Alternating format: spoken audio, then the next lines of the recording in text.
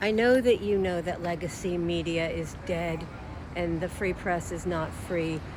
And I know we all know that, but the Washington Post's decision to not endorse anybody for president is just so infuriating, especially because their whole byline or whatever their masthead was, democracy dies in darkness.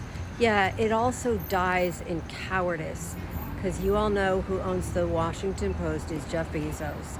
Jeff effing Bezos. Yeah, they said, oh, we're just going back to the time when we didn't do endorsements. Yeah, that's cute. That's cute timing. So Democrats are enraged after the Washington Post, owned by mega billionaire Jeff Bezos, chose not to endorse a candidate this cycle. Over 200,000 people have canceled their subscriptions in the fallout, and another 19,000 plus and counting are venting their frustrations on a recent op-ed Bezos penned justifying the decision. Some conspiracy theorists have suggested that Jeff Bezos may have decided against endorsing Kamala Harris after executives from his other company, Blue Origin, met with Donald Trump. The theory claims that Bezos, concerned about possible retaliation or risk to government contracts if Trump were to win, might have been cautious about the endorsement. However, I must say there is currently no evidence to support this theory. For his part, Bezos pointed to a decline in trust in the mainstream media and a hope that a return to impartiality could win back the favor of Americans. But will that effort be too little too late? Are Democrats right that billionaires are puppeteering our political system, with this being just the latest example? And does this decision say anything about which way the tide is turning in the country with 1 week left until the election? We're discussing all of that today and more.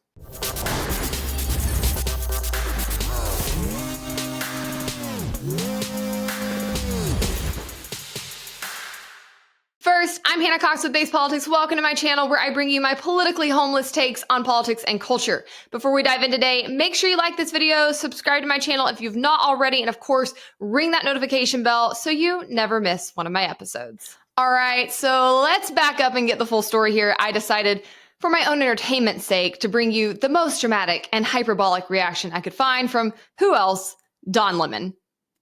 Do you want to know why we're in the position that we're in now and people are confused about this election and who to vote for? Because of this. Jeff Bezos has forced the Washington Post, the newspaper he owns, to not endorse a presidential race for the first time in 36 years. The paper had an endorsement of Kamala Harris already ready to go until the paper's owner nixed it. That's what the staffers are. Not long after that, the Washington Post editor-at-large resigned over the paper's non-endorsement. This is one day after the same thing happened at the Los Angeles Times. Its billionaire owner as well nixed an endorsement, and then the Times editor, the Los Angeles Times editor, resigned after the owner blocked a presidential endorsement of Kamala Harris. The Washington Post's motto is democracy dies in darkness. Yes, it really does. When corporations own media sites that have to do journalism, they should let the journalists do their jobs, not the corporate overlords.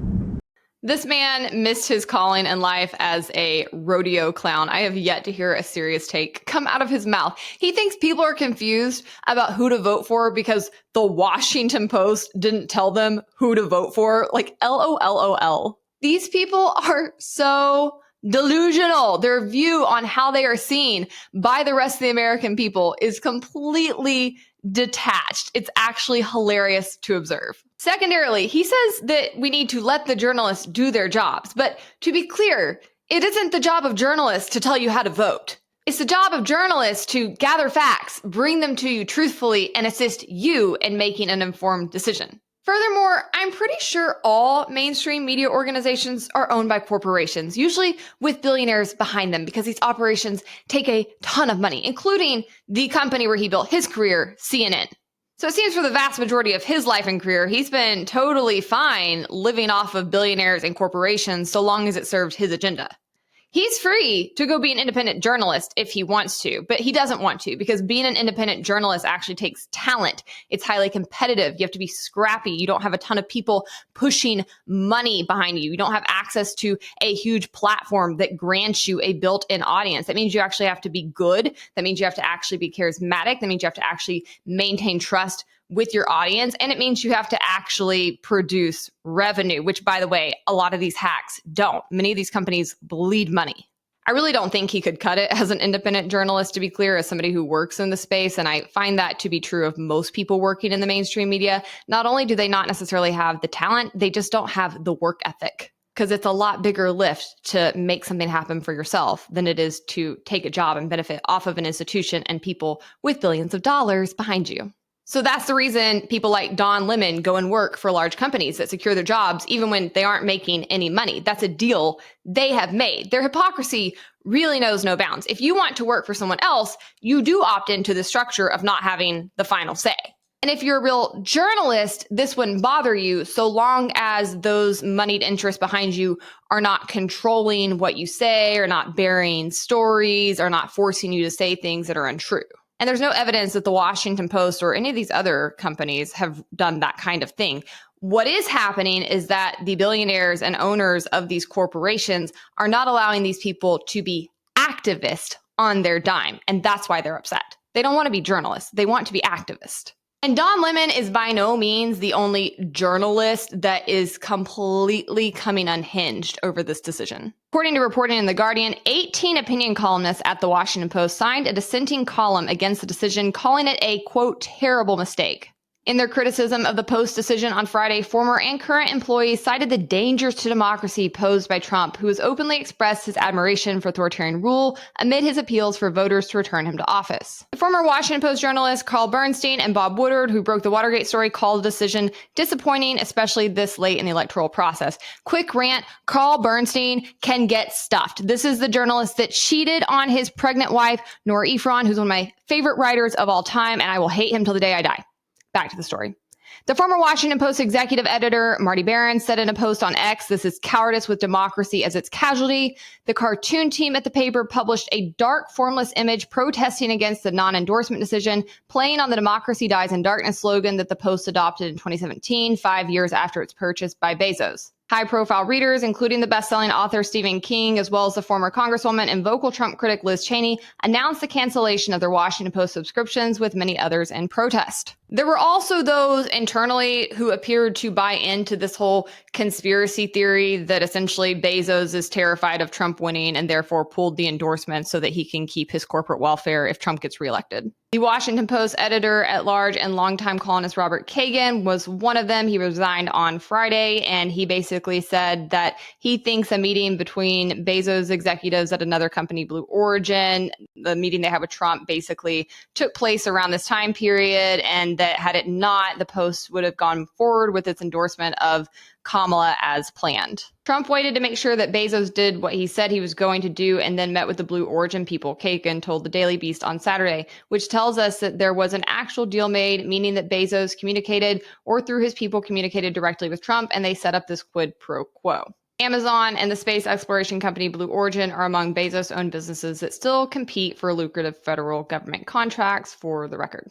So yeah, basically the journalists are melting down because Bezos will not let them use his company and his money to act as activists for their chosen political candidate. And somehow in their little tiny pea brains, this means that democracy is going to die in darkness. Like, I don't think they know what the just basic word democracy means, but a paper and a billionaire choosing not to put their thumb on the scale is in no way an impediment to democracy. Okay, guys?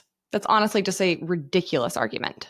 As for me, I like to get my information from the horse's mouth, so I will turn your attention to the op-ed that Jeff Bezos penned in his own paper, The Washington Post, about 15 hours ago. In it, he said, "In the annual public surveys about trust and reputation, journalists and the media have regularly fallen near the very bottom, often just above Congress. But in this year's Gallup poll, we have managed to fall below Congress. Our profession is now the least trusted of all. Something we are doing is clearly not working.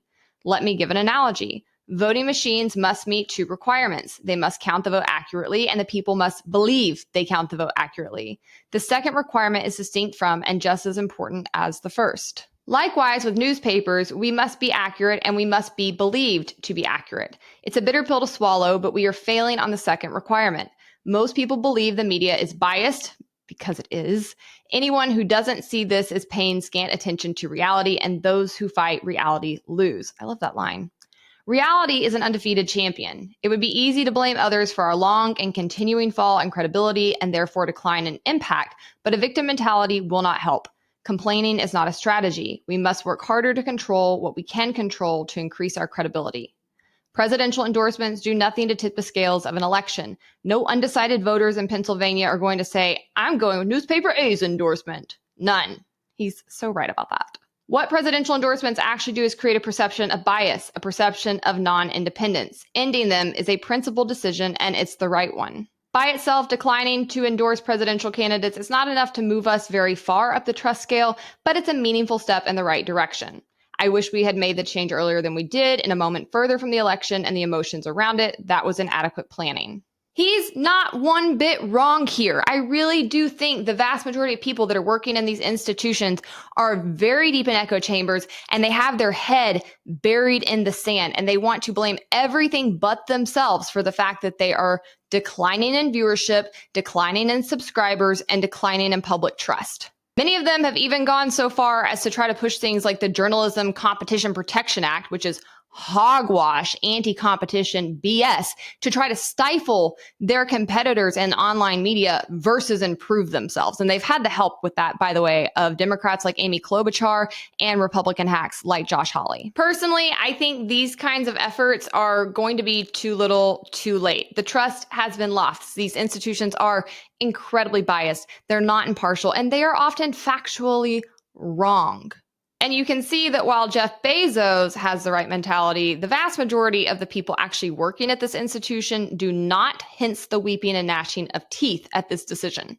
I think he's absolutely right that declining to endorse candidates is not going to be this like sweeping gesture that wins them back all of this public trust, but it is a step in the right direction. The media and journalists are not supposed to be there to tell you what to think. They are supposed to be there to do the legwork for you, to gather information, and to give you the tools you need to make informed decisions. That's the proper role of a free press. And yes, I would say we are losing our free press in this country, but it's largely due to the members of that free press being in bed with one political party and largely taking their marching orders from the government and acting as activists versus journalists. And so we are losing the institutions that we need to actually give the American people the tools they need to participate in their democracy. And that's a really big deal. The founders took pains to protect the free press under the First Amendment, the very first one, because they knew that people could not adequately participate in this kind of system without it. They don't have the time to do all the information gathering and fact checking and legwork needed that has to happen for them to have the information they need to actually make decisions to then participate in their system. But this is why, by and large, Americans have now been turning to independent media. They've been turning to online media, justifiably so, because those actors are now more likely to be more trustworthy, to be impartial, or at least to be open about the biases that they have. At the end of the day, Jeff Bezos is a businessman, and he is trying to save a dying business. The New York Times reported Bezos had begun to get more involved in the paper in 2023 as it faced significant financial losses, a stream of employee departures, and low morale. So this is not a problem that cropped up overnight, and it's not a problem that is innate just at the Washington Post. It's something that the vast majority of newspapers are experiencing right now. In the op-ed, Bezos also took pains to address the conspiracy theories that were swirling around about his decision. He wrote, "I would also like to be clear that no quid pro quo of any kinds at work here. Neither campaign nor candidate was consulted or informed at any level or in any way about this decision. It was made entirely internally. Dave Limp, the chief executive of one of my companies, Blue Origin, met with former President Donald Trump on the day of our announcement. I sighed when I found out because I knew it would provide ammunition to those who would like to frame this as anything other than a principled decision. But the fact is, I didn't know about the meeting beforehand. Even Limp didn't know about it in advance. The meeting was scheduled quickly that morning. There is no connection between it and our decision on presidential endorsements, and any suggestion otherwise is false." When it comes to the appearance of conflict, I am not an idle owner of the Post. Every day somewhere, some Amazon executive or Blue Origin executive or someone from the other philanthropies and companies I own or invest in is meeting with government officials. I once wrote that the Post is a complexifier for me. It is, but it turns out I'm also a complexifier for the Post. You can see my wealth and business interests as a bulwark against intimidation, or you can see them as a web of conflicting interest. Only my own principles can tip the balance from one to the other. I assure you that my views here are in fact principled, and I believe my track record as owner of the Post since 2013 backs this up. You are, of course, free to make your own determination, but I challenge you to find one instance in those 11 years where I have prevailed upon anyone at the Post in favor of my own interest. It hasn't happened. Like I said, if he was the owner of this paper and he was coming and pressuring journalists on what they could say, what they could talk about, how they reported things, then yeah, I would be like, this isn't really a publication you can hang your hat on. But choosing to not endorse a candidate, choosing not to say something, not to put your finger on the scale, in no way makes you an owner that is like conflicted in nature. And I happen to side on the point that he makes that I actually think his wealth is a bulwark against him being pressured to act in certain ways, because he has so much money. He has so much power that, yes, I guess President Trump, if he won, could hurt some of his business interests and not give him more money. But this man can sail away into the sunset forever and be good. That's actually a luxury a lot of people in media don't have. We call this audience capture, and you often see it in the mainstream media and with independent journalists and even with just commentators online, where when they live and die by popularity and by clicks, you'll see them increasingly saying things to appeal to one side or the other. That's one reason I have set my companies up as a nonprofit, because that shields me from that. That ensures that I can continue to speak truth to power. That means that I can be able to criticize both sides fairly. That means I can actually be committed to principles over parties. But most people in media don't have those luxuries. And it explains heavily why you see the polarization of media outlets and why you will often see them start just going off the rails, trying to appeal and throw out red meat to their audiences, because they have to keep those clicks coming. They have to keep their audiences growing. If they don't make money. They don't have a living. That's not true for Jeff Bezos. I do take an issue with a few other things he said in this op-ed, though. In the piece, he went on to say lack of credibility isn't unique to the Post. Our brother newspapers have the same issue, and it's a problem not only for media, but also for the nation. Many people are turning to off-the-cuff podcasts, inaccurate social media posts, and other unverified news sources, which can quickly spread misinformation and deepen divisions. The Washington Post and the New York Times win prizes, but increasingly we talk only to a certain elite. More and more, we talk to ourselves. And he said, while I do not and will not push my personal interests, I will also not allow this paper to stay on autopilot and fade into irrelevance, overtaken by unresearched podcasts and social media barbs, not without a fight. Are there podcast and online commentators that don't do their research, that are spreading misinformation? Yes. But are there those same kinds of people working within mainstream publications? Also, yes. And I just think this is kind of a cheap shot at his competition. And honestly, it just feels very like barbed with left-wing talking points about misinformation and they're not the elite and they're not well researched. Like, no, you've got some stiff competitors online who are heavyweight intellectuals who are doing a really good job checking the facts, who have often been right and right when it mattered most on things like COVID policy, when you guys got it completely wrong, who have earned the public's trust for good reason, and you need to deal with that on its face. I understand that institutions don't like new forms of competition. It's like the old book I had to read in business school of Who Moved My Cheese. That's what's happening with the mainstream media right now. Yes, you deserve the loss in trust that has occurred, but also you are just seeing new innovations happening thanks to technology that you have to keep up with and compete against. And there's nothing wrong with that. And trying to write off your new competitors as people who are just complete idiots and people who are total conspiracy theorists or people who are deeply unserious, I think is very low IQ. And I think that means you're going to be severely outmatched in this fight because you don't respect your competitors. Okay, so as I mentioned, this article in about 15 hours has gotten over 19,000 comments and counting. Their reader base is losing their minds. One person said, democracy just died in broad daylight. Thanks, bozo. I'm gone from WAPO forever, and I'm considering Amazon next. These people are dramatic. Number one, you're not canceling Amazon. Be so for real. Number two, my least favorite brand of online troll are the people who use really bad plays on people's names or associations and think they did something like thanks bozo when it's Bezo, or like people will call me a LOL libertarian, or when they call people like cuck conservatives, like they really think they're doing something. And honestly, you just look really stupid. Stop it. This person said, condescending BS. We're not your employees. We're smarter than you think. And your position is a massive disappointment and makes no sense. I would actually argue Bezos' position is that you are as smart as he thinks, and he thinks you're smart enough to make your own informed decisions without him holding your hand.